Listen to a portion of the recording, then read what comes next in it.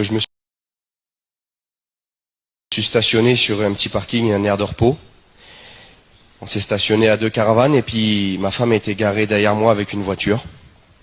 Et puis moi j'avais mon fils avec moi à l'avant dans le fourgon.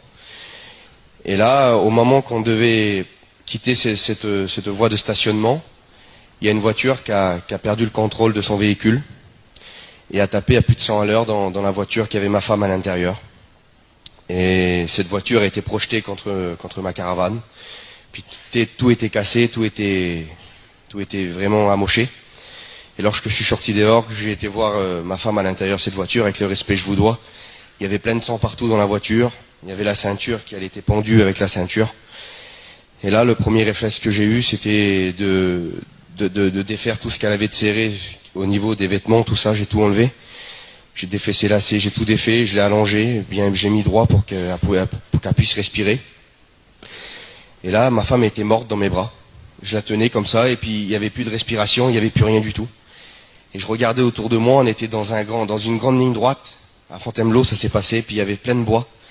Puis je regardais ça, puis je disais là, je suis perdu. J'ai dit, elle est morte dans mes bras, je vais faire comment?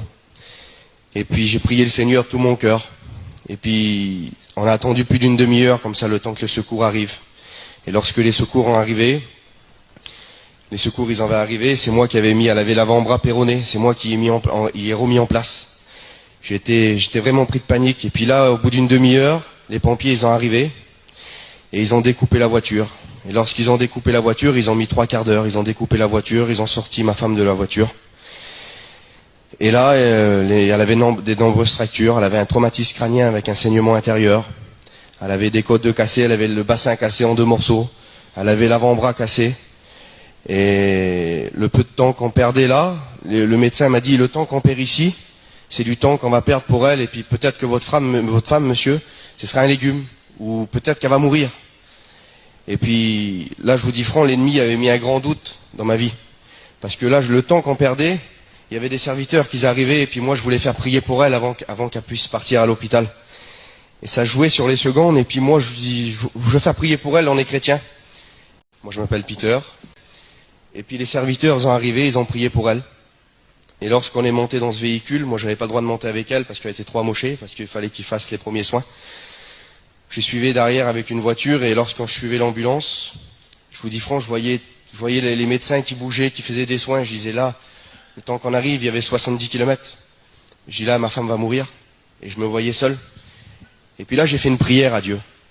Je me suis adressé à Dieu, comme je vais vous dire cet après-midi. J'ai dit, Seigneur, si tu veux la prendre, prends-la. Je me rebellerai pas contre toi. Je te dirai pas, Seigneur, j'ai 24 ans, j'ai un petit bébé. Qu'est-ce qui m'arrive, Seigneur? C'est ça d'être chrétien? Non, Seigneur, pas ça. Si tu veux la prendre, prends-la, je sais où qu'elle va passer l'éternité. Mais je te promets une chose, Seigneur. Si tu me la laisses encore un peu, ben je te promets que je travaillerai davantage pour toi. Et c'était ma prière à moi, ça. Et puis dans mon cœur, il y avait une voix qui me disait, là où il y a la mort, moi je mets la vie. Là où il y a la mort, moi je mets la vie. Et moi je comprenais pas cette voix avec la prise de panique, je vous dis honnêtement. Quand je suis arrivé à l'hôpital, que j'ai vu ma femme dans l'état qu'elle était, je lui ai demandé si ça allait, elle m'a répondu, oui ça va. Déjà, je savais que le Seigneur avait intervenu. Et lorsqu'ils l'ont transféré pour passer à l'opération, il y a les médecins qui sont revenus. Et comme ils sont revenus, là je me suis dit, c'est la fin. Lorsque les médecins reviennent, on sait toujours que c'est soit pour une bonne nouvelle, soit une mauvaise nouvelle.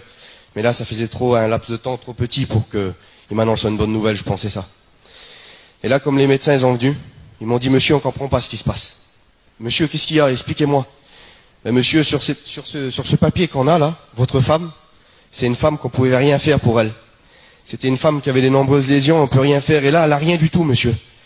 Et là, les médecins, ils sont été, je vais vous dire avec mes mots, ils sont été choqués. Et moi, je dis, monsieur, je sais qu'est-ce qui se passe. Jésus est vivant. Et il dit, monsieur, ce qu'on comprend pas, c'est le traumatisme crânien avec le saignement intérieur.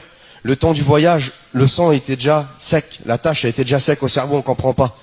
Et là, cette voix revenait dans mon cœur. Là, il y a la mort. Moi, je mets la vie. Et là, je comprenais pas. Et il dit, monsieur, ce qu'on comprend pas, c'est que vous allez être papa. Et là, le Saint-Esprit disait dans mon cœur, là où il y a la mort, moi, je mets la vie. Aujourd'hui, on a un foyer chrétien. On travaille avec les frères. C'est vrai, on a fait pas mal d'églises.